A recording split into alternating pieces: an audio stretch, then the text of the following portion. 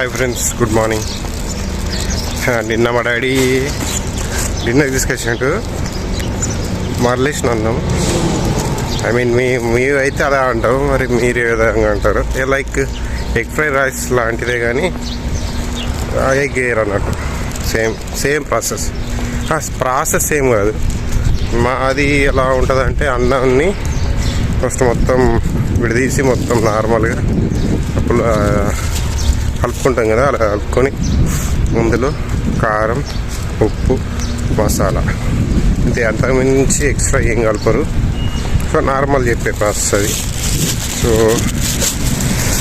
అలా same fried rice ఎలా చేస్తామో అలా, అంటే మన ఈ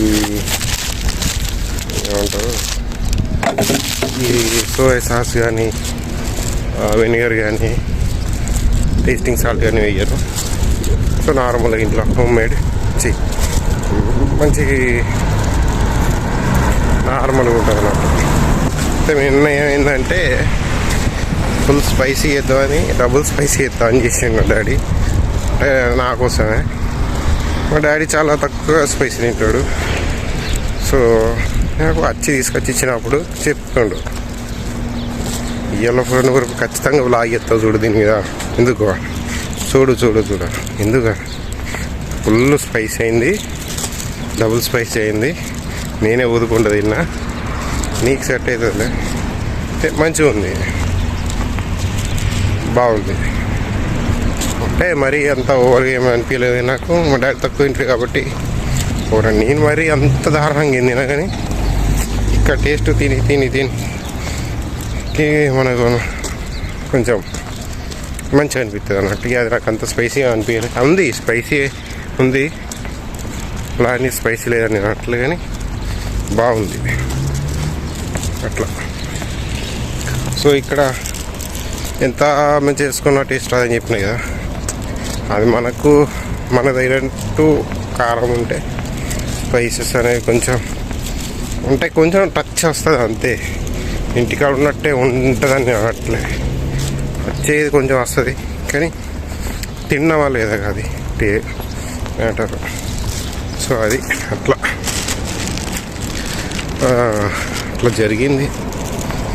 బాగుంటుంది ఫుడ్ విషయంలో. డాడీ చెప్పిన మొన్న చేసుకుంటాం మెల్లమెల్లగా. ఏమైందంటే ఫుడ్ అది నాకు కర్రీస్ అనేవి చాలా తక్కువ తింటా. ఇవి ఐ మీన్ ఏది పడితే అన్నీ వెజిటేబుల్స్ తిన ఎక్కువ, అదే ఉంది మైనస్. నువ్వు ఏది తినవు, అది తినవు, ఇది తినవు, మా అమ్మ తిడుతుంది, అంటే ఆడి తిడతాడు, అలవాటు చేసుకో, చిన్న మనం ఇంకా అని. సో నాకేంటంటే ఫుడ్ అలవాట్లు చిన్నప్పటి నుంచి అవే ఉంటాయి కాబట్టి నాకు అదే అలవాటు అయిపోయింది. అదే పప్పు చారు, నార్మల్ ఫుడ్ ఎలా ఉంటుంది అది తింటే ఎక్కువ.